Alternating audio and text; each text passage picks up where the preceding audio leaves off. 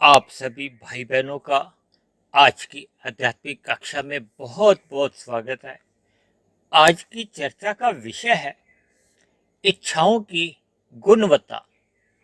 देखिए, अक्सर हम अपनी चर्चाओं में इस बात को जोर देकर कहते हैं कि हमें केवल अपनी आवश्यकताओं की ओर ही ध्यान देना चाहिए, इच्छाओं को जन्म ही नहीं देना चाहिए, क्योंकि यही इच्छाएं फिर हमें वासनाओं में ले जाती हैं।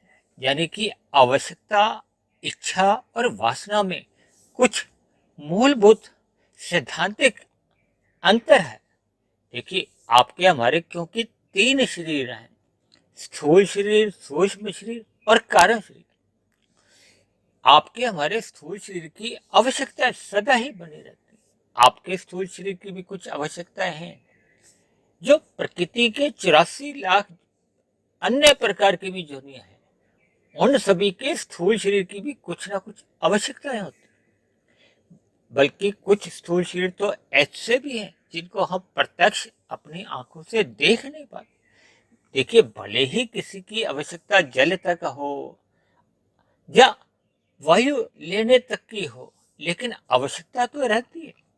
देखिए, आपकी हमारी आवश्यकता क्या है कि आपको हमें भोजन मिले, तन को ढकने की एक कपड़ा मिले, या रहने को एक उचित स्थान हो। यानी विभिन्न प्रकार की आपकी हमारी एक आवश्यकताएं होती हैं। लेकिन आज की जो हमारी चर्चा है उसका केंद्र रहेगा इच्छाओं की गुणवत्ता। गुणवत्ता का अभिप्राय ये होता है कि एक अच्छे दृष्टिकोण से उसके गुणों को लिया जाता है। शास्त्रों में तो कहा गया है कि इच्छा करना तो आत्मा का एक स्वभाव है। यानी कि सभी आत्माओं का इच्छा करना एक स्वभाव है। और दूसरी बात यह कही गई है कि इच्छा सदा ही सुख प्राप्ति की होती है और दुख से निवृत्ति पाने की इच्छा होती है। यानी इच्छा करना आत्मा का एक मूलभूत स्वभाव है और ये सदा ही परम सुख की ही इच्छा करती है। ये जो हम संसारी विषय भोगों में जो सुख ढूंढते हैं ना, और उसके लिए अक्सर हम आरंभ में तो देखिए मनुष्य धर्मानुसार कर्म करता है, फिर इसी के लिए ही इन इच्छाओं का जब व्यसनी बन जाता है तो फिर आदमी पाप कर्म भी करने लगता है। तो इसका मतलब ये है कि इच्छाओं में भी कुछ अंतर है, उनकी गुणवत्ता में। देखिए, एक मनुष्य शराब पीने की इच्छा रखता है, एक मनुष्य गुटखा तंबाकू खाने की इच्छा रखता है, एक सिगरेट पीने की इच्छा रखता है, एक मांसाहार भोजन खाने की इच्छा रखता है। यानी कि सभी मनुष्यों का अलग अलग इच्छाएं होती हैं और सभी आत्माएं तो देखिए गुण के रूप में तो समान बताई गई। तो फिर अंतर कहाँ आ जाता है? इसके पीछे का हमें एक कारण ढूंढना होगा। इसका मूलभूत कारण है कि आप सभी की आत्मा का ज्ञान कितने कितने स्तर पर है। यहां मैं एक बात और बता दूं कि सभी आत्मा को ज्ञानवान कहा जाता है। यानी कि ज्ञान के आधार पर सभी आत्माएं एक समान हैं। सभी आत्माओं में सुख पाने की, परम सुख पाने की सदा ही इच्छा बनी रहती है। तो ये सभी द्वंद्व प्रथम दृष्टि में हमें ये अजीब सी बातें लगती हैं, लेकिन क्योंकि वर्तमान समय में हम सभी आत्माओं का अलग अलग ज्ञान है, यानी कि हमारा जो एक मूलभूत ज्ञान है वो किसी का 90% ढका हुआ है, किसी का 70% ढका हुआ है, किसी का 60% ढका हुआ है, किसी का 40%, किसी का 20%। ये अलग अलग अनुपात में ये ज्ञान ढका हुआ है। शास्त्रों में इस ढके हुए ज्ञान को आत्मा के ऊपर आवरण कहा गया है। ये मल विक्षेप के रूप में कहा जाता है। देखिए, प्रकृति के तीन गुण हैं, तमोगुण, रजोगुण और सतोगुण। तमोगुण का मल रूपी जितना भी आवरण होता है ये अधिक मैला करता है आपकी हमारी आत्मा को, जबकि जो रजोगुण का एक विशेष रूप में मल होता है इसको विक्षेप कहा जाता है, विशेष नहीं विक्षेप। क्योंकि आपका हमारा मन भोगों में लिप्त रहता है। ये भोगों के विषयों को कहो या भोग विषयों की गलियों में ही इसकी रुचि बनी रहती है। और कभी कभी तो देखिए, मैं इस रुचि को गहरे तल पर जब चली जाती है तो मनुष्य का ये स्थूल शरीर इन विषय भोगों की गलियों में ही आवारागर्दी करने लगता है। ये 5 विषय हैं: गंध, रस, रूप, स्पर्श और शब्द। जब मनुष्य इन भोग्य विषयों की गलियों में आवारागर्दी करता है तो ऐसे में समझा जाता है कि मनुष्य का जो मूल ज्ञान है वो ढका हुआ है, आवृत है। क्योंकि मन जब अधिक चंचल इन विषय भोगों के लिए ही रहता है, उन्हीं के लिए ही लालायित बना रहता है, तो ऐसे में उसका फिर ज्ञान ज्ञान के अधिक ही सतोगुण, यानी कि आपका हमारा जो एक ज्ञान है जब वो ढकने लगता है। देखिए, जैसे हम घरों में बल्ब ट्यूब जलाते हैं तो उस ट्यूब के ऊपर कोई काला कागज लगा दें या कोई काला कपड़ा लगा दें तो प्रकाश ढकता जाता है। अक्सर आपने दिन में भी कई बार सूर्य के प्रकाश के काले बादल जब आ जाते हैं तो प्रकाश ढक जाता है। इसी तरह हम सभी आत्माओं का जो एक प्रकाश है, ज्ञान है, वो ढक जाता है। ढकता किनसे है?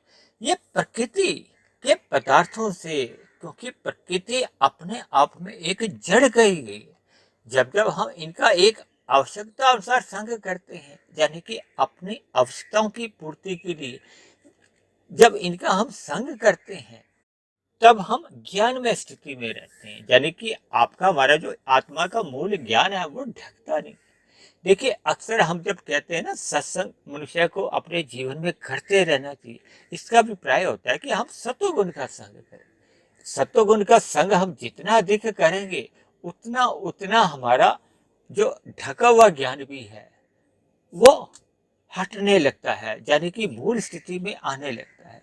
देखिए, प्रकृति के 3 ही गुण हैं: तमोगुण, रजोगुण और सतोगुण। तमोगुण को अंधकार से जोड़ा जाता है, रजोगुण को क्रिया से जोड़ा जाता है। देखिए, जब जब हम अधिक भागदौड़ करते हैं, हम अधिक क्रियाशील रहते हैं, भले ही हम धर्मानुसार भी क्रियाएं करते हैं, लेकिन आप देखो ना, आप सड़क पे अगर पैदल चल रहे हो तो आप दुकानों पे जो बोर्ड पे कुछ लिखा होता है उसको आप पढ़ सकते हो। जब आप थोड़ी तेज गति से चलते हो, यानी कि भागने लगते हो, तब तो वो पढ़ने में नहीं आती, यानी कि ज्ञान नहीं रहता। इस उदाहरण को आपने एक अंश में स्वीकार करना पड़ेगा कि जब जब हम भोग्य विषयों की गलियों में अपने मन को अधिक चलाते हैं, अधिक चिंतन करते हैं, देखिए, जब मन हमारा इन भोग्य विषयों का ही चिंतन करता रहता है, उसी की उधेड़-बुन में ही हम योजनाएं बनाते हैं, उसी के लिए फिर हम कर्म भी करते हैं। जब हम धर्मानुसार कर्म करते हैं तो फिर हम रजोगुण में रहते हैं, हमारा कोई विशेष पतन होता नहीं। लेकिन जब जब हम कुछ ऐसी योजनाएं बनाते हैं जिससे अन्य जीवों को कष्ट होता है, पीड़ा होती है, तो फिर हम तमोगुण में गिर जाते हैं। अक्सर मनुष्य जब विषय भोगों का एक व्यसनी बन जाता है तो विभिन्न प्रकार की वो अन्य मनुष्यों से चतुराइयां करता है। जब उसकी जीभा का स्वाद एक मांसाहार के लिए हो जाता है तो फिर वो अन्य जीवों के साथ एक हत्या जैसे अपराध भी कर देता है। देखिए, चाहे वो प्रत्यक्ष रूप से ये पशु पक्षियों को नहीं भी मारता हो, लेकिन क्योंकि वो इनका सेवन करता है, ग्रहण करता है, तो ऐसे में कुछ अंश में उस भोजन को ग्रहण करने वाले को भी वो तमोगुण में गिरा देती है। देखिए, ये विभिन्न स्थितियां हैं, ये हमें तमोगुण और रजोगुण की जो गुणों की स्थितियां बनती हैं, ये आपके हमारे ज्ञान को ढकती जाती हैं। इसीलिए देखिए, मैं अक्सर अपनी चर्चाओं में इस बात पे जोर देता हूँ कि मनुष्य को रात को जल्दी सो जाना चाहिए, क्योंकि शाम को सूर्य के ढलते ही तमोगुण आरंभ हो जाता है। आरंभ का तमोगुण तो देखिए उतना नुकसान नहीं करता क्योंकि वो रजोगुण से प्रभावित होता है, लेकिन एक समय विशेष में जब घोर तमोगुण आ जाता है, ऐसी स्थिति तब होती है जब अभी सतोगुण अभी दूरी पे होता है, तब ऐसी स्थिति को ही घोर तमोगुणी कहा जाता है। ऐसी स्थिति में शास्त्रों में कहा गया कि मनुष्य को नींद का संग करना चाहिए, अन्य गतिविधियों में लिप्त नहीं रहना चाहिए, वरना अन्य गतिविधियां हमें भोगों में प्रेरित करती हैं, बुरी वृत्तियां हमारे मन में जगाती हैं, यानी कि हमारा आपका जो एक पहले का तमोगुण होता है उसको और अधिक बढ़ाती हैं। और दूसरी बात जो मैं जोर देकर कहता हूँ कि मनुष्य को जो एक शुद्ध सत्वगुण होता है, जिसको ब्रह्म मुहूर्त कहा जाता है, उसका संग करना चाहिए, क्योंकि प्रकृति में सूर्य निकलने से पूर्व के जो 2 घंटे 40 मिनट होते हैं वो एक प्रकृति के एक शुद्धतम समय कहा जाता है। इसको अमृत बेला भी कहा जाता है, अमृत शब्द से जोड़ा जाता है, बेला समय को कहते हैं। और दूसरी बात, इसको ब्रह्म मुहूर्त कहते हैं। ब्रह्म शब्द परमात्मा के लिए आता है, यानी कि परमात्मा की एक अप्रत्यक्ष रूप से हमें कुछ ऐसा बोध होने लगता है, हम ज्ञान में स्थिति में रहते हैं। देखिए, ब्रह्म मुहूर्त में अक्सर आपने देखा होगा कि एक मनुष्य की प्रवृत्ति सत्वगुण की ओर सहज ही लगने लगती है, यानी कि हमें अनुकूल परिस्थितियां मिलती है। परमात्मा में ध्यान लगाने का, परमात्मा की स्मृति करने का, परमात्मा के ये जो जितने भी सत्वगुणी साहित्य है, इनको पढ़ने के लिए हमारे मन में एक रुचि जागती है। क्योंकि बाहर प्रकृति का एक ऐसा वातावरण होता है, जिससे बाहर के वातावरण से भी हमारा अंतःकरण प्रभावित नहीं होता, यानी कि हमारा मन नहीं लगता। तो इसका मतलब कि आपके हमारे कारण शरीर में अज्ञानता के संस्कार 70%, 80% बन चुकी है, यानी कि ज्ञान कम है, इसलिए तो बाहर के सत्वगुण से प्रभावित नहीं हो रहा। देखिए, ये छोटी छोटी बातें आपको अपने दिमाग में बिठानी होगी, इन गुणों के रहस्य को समझना होगा।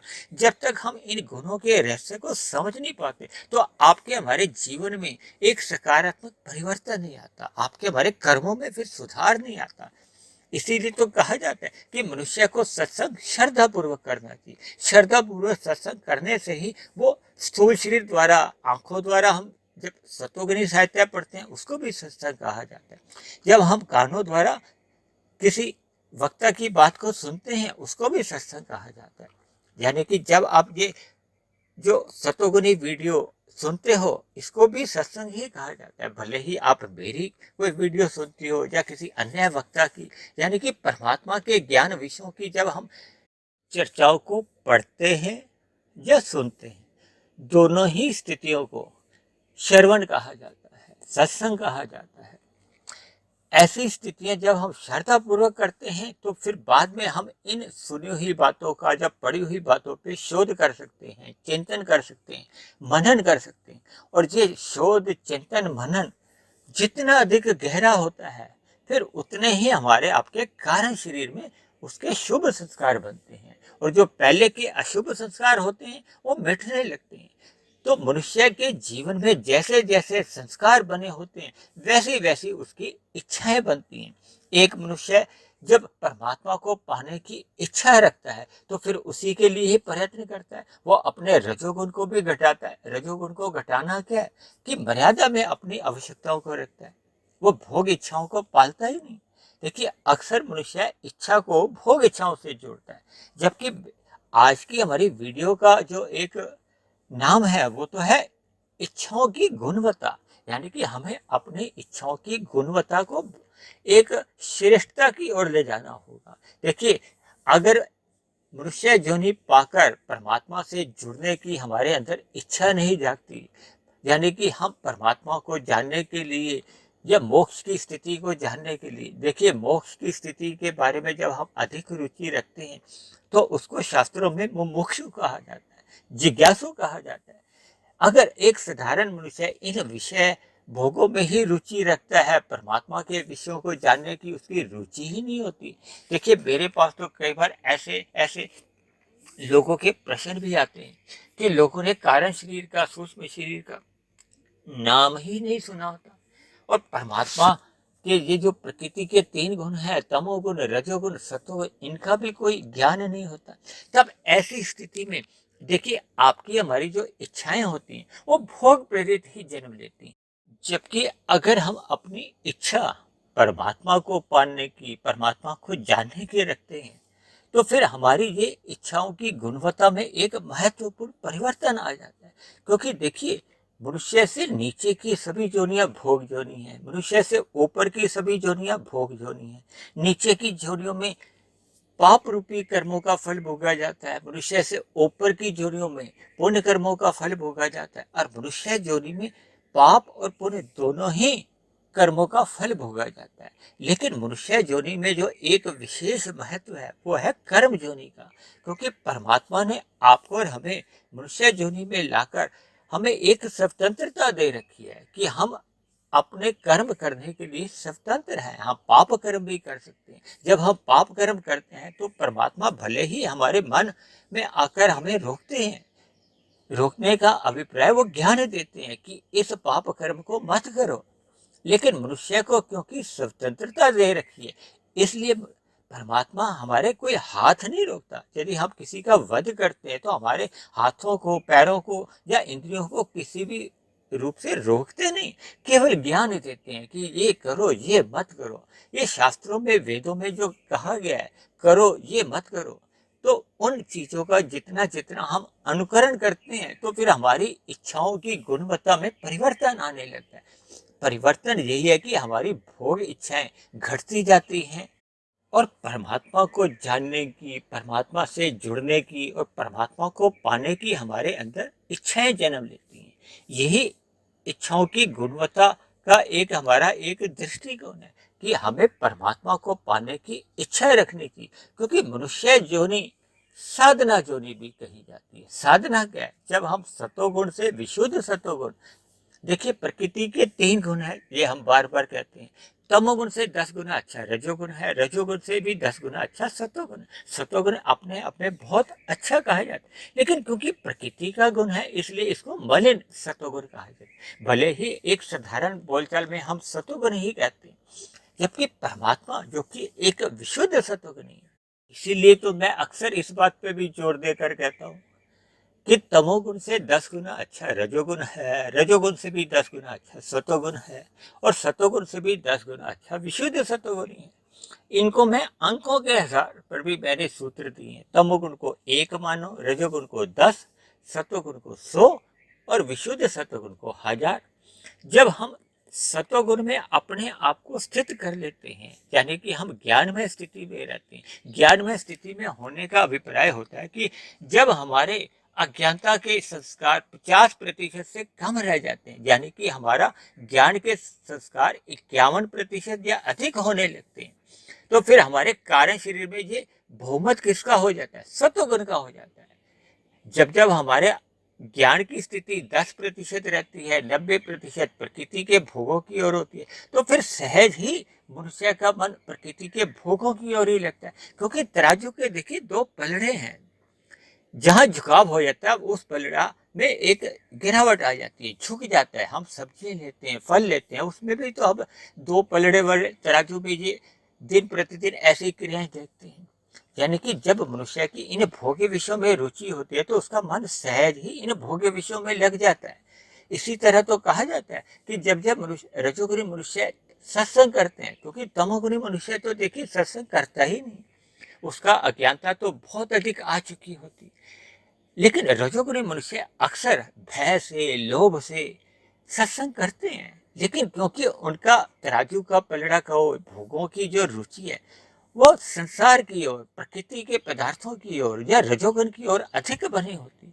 भले ही उनका तमोगुण कम होता है, लेकिन भोग विषय क्योंकि रजोगुण अधिक होने के कारण उनका फिर सतोगुण कमजोर होता है। इसलिए उनका सत्संग बेमन से ही होता है। जब बेमन से सत्संग होता है तो फिर हमारे उस किए गए सत्संग का हम कुछ समय के बाद चिंतन नहीं कर पाते, क्योंकि श्रद्धापूर्वक सत्संग किया हो तो उसी का ही मनन हो सकता है, उसी का ही चिंतन हो सकता है। जब हमने बेमन से ही सत्संग किया होता है तो मन में उसके संस्कार आते ही नहीं है, बन ही नहीं पाते। जब बन नहीं पाते तो फिर हम चिंतन कैसे करेंगे, हम शोध कैसे करेंगे, कैसे हम उस पर तर्क पूर्वक चिंतन कर सकते हैं जब हमारा चिंतन ही नहीं होता। देखिए सत्संग करना 1 की स्थिति है, फिर चिंतन करना 10 की स्थिति है, फिर 10 से हम चिंतन इतना गहरा करते जाएं, 15 की स्थिति बनेगी, 20 की, 40 की, 60 की, 80 की। कारण शरीर में देखिए संस्कार तभी बन पाता है स्थायी रूप से जब हमारा चिंतन करता करता 10 से 100 पे पहुंच जाता है, यानी कि अब वो पूर्ण ज्ञान की स्थिति बन जाती है। देखिए इसी को ही विवेक शक्ति का जागरण भी कहा जाता है, यानी कि आपकी हमारी जब विवेक शक्ति जागती है तो ये सभी स्थितियां अपने आप ही फिर ठीक होने लगती हैं। जितने जितने अंश में हमारी विवेक शक्ति अधिक जाग जाती है, यानी कि हमारी विवेक शक्ति जब 50% से अधिक जाग जाती है तो फिर परमात्मा की ओर सहज ही हमारा एक झुकाव होने लगता है, क्योंकि तराजू का पलड़ा उधर झुक जाता है। फिर भोगों से हमारा क्रमशः वैराग्य होने लगता है, और जैसे जैसे विवेक शक्ति 60%, 70%, 90% होने लगती है तो आपकी हमारी जो इच्छाएं हैं वो बदलने लगती है। देखिए, जब हम परमात्मा की ओर सम्मुख होते हैं तो परमात्मा की ओर सम्मुख होने से हमारी परमात्मा को जानने की, पहचानने की, परमात्मा को ही पकड़ने की इच्छा होती है। परमात्मा को पकड़ना क्या है? परमात्मा को पाना। जब हम परमात्मा के सम्मुख होते हैं तो परमात्मा के ही ज्ञान में, सत्संग में हमारा एक रुचि बनी रहती है। ये रुचि फिर सहज बन जाती है, क्योंकि विवेक शक्ति 50% से अधिक जागती है। तो इसलिए मिले हुए जीवन में हमें सतोगुण में अपने आप को स्थित करना है, ताकि सतोगुण से विशुद्ध सतोगुण की ओर हमारी आपकी आध्यात्मिक यात्रा हो। देखिए, मनुष्य जीवन पाकर हम जितनी भी अपनी आध्यात्मिक यात्रा बढ़ाते जाते हैं, वो आपकी हमारी एक शुद्ध कमाई है। जैसे जैसे हमारी उस शुद्ध कमाई में वृद्धि होती जाती है, तभी तभी हमारी इच्छाओं की गुणवत्ता में एक सकारात्मक परिवर्तन आने लगता है।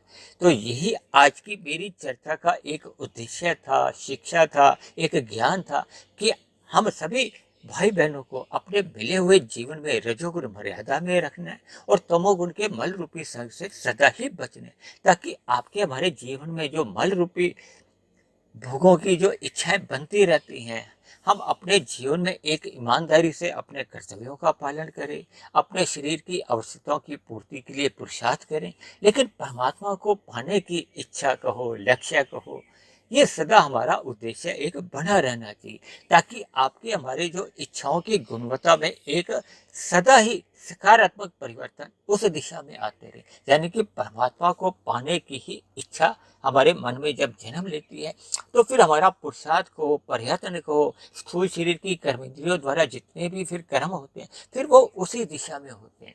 देखिए, जब हमारे परमात्मा को पाने की इच्छा होती है, तो फिर हमारे पाप कर्म तो पूर्ण रूप से समाप्त हो जाते हैं। और मैं समझता हूँ कि जैसे जैसे विवेक शक्ति 50-70% जाग जाती है, तो फिर हमारे सकाम पुण्य कर्म भी समाप्त हो जाते हैं। हमारे पुण्य कर्म भी फिर वो निष्काम भाव से होने लगते हैं। निष्काम भाव से कर्म होने से ही फिर हम कर्म योग में स्थित होते हैं। फिर उस पर उन्नति करते करते हम ज्ञान योग में आते हैं। ज्ञान योग में जब हमारी पकड़ मजबूत हो जाती है, स्थिति मजबूत होने लगती है, तो फिर भक्ति योग का आरंभ होता है। देखिए, परमात्मा से जुड़ने का सबसे एक सरल तरीका क्या है? सत्संग करते रहना, ताकि हम इन सभी स्थितियों से हमारा एक परमात्मा की ओर कहो, भक्ति की ओर कहो, हमारा सहज ही आध्यात्मिक उन्नति होती रहे, ताकि आपका हमारा मिला हुआ जीवन सफल हो, सार्थक हो। तो ऐसी सभी शुभ स्थितियां आपके हमारे जीवन में भी बने, यानी कि हमने तामसी और राजसी इच्छाओं को जन्म नहीं देना, हमने सात्विक इच्छाएं रखनी है, यानी कि परमात्मा को पाने की ही इच्छा आपकी हमारे जीवन में सदा रहनी चाहिए। यही इच्छाओं की एक गुणवत्ता में सुधार है। सभी शुभ स्थितियां आप सभी भाई बहनों के जीवन में भी बने। तो इन्हीं शब्दों के साथ आज की चर्चा को अब हम यहीं विश्राम देते हैं। आप किसी भाई बहन का आज की आध्यात्मिक चर्चा के प्रति कोई प्रश्न हो, मेरे आध्यात्मिक ज्ञानात्मक चैनल के प्रति कोई सुझाव हो, या मेरी कही गई बातों पर आपका कोई तर्कपूर्वक कोई आपत्ति हो, आपको मेरी कही गई बातें आपको आधी अधूरी लगती हो, सही नहीं लगती हो, किसी प्रकार का भी आपका मतभेद हो, शिकायत हो, इन सभी बातों के लिए आप नीचे जाकर कमेंट्स बॉक्स पर जाकर आप अपने प्रश्न भी लिख सकते हैं, सुझाव भी लिख सकते हैं और अपनी शिकायत भी लिख सकते हैं। और यदि परमात्मा की प्रेरणा से ये प्रतिदिन जो एक वीडियो बनती है, ये आपके जीवन में आध्यात्मिक उन्नति बढ़ाने में सहायक हो रही हो, परमात्मा में प्रीति जगाने में सहायक होगी हो, आपके अंधविश्वास दूर करने में एक महत्वपूर्ण योगदान दे रही हो, आपकी दिनचर्या एक व्यवस्थित बन गई हो, आपके कर्मों में सुधार आने लगा हो, तो मेरी आप सभी भाई बहनों से विनती है कि आप मेरे इस आध्यात्मिक ज्ञानात्मक चैनल सुधीर भाटिया फकीर को अवश्य ही सब्सक्राइब करें व अन्य जिज्ञासु भाई बहनों को भी इस आध्यात्मिक ज्ञानात्मक चैनल से जोड़ने का प्रयास करें, ताकि समाज में एक सतोग्रही वातावरण में हम सभी भाई बहनों को एक सुखमय जीवन व्यतीत करने का अवसर मिले। तो चर्चा को अब हम यहीं विश्राम देते हैं। कल फिर मिलते हैं एक नए विषय को लेकर, एक नए संदेश के साथ। तब तक आप सभी भाई बहनों का बहुत बहुत धन्यवाद।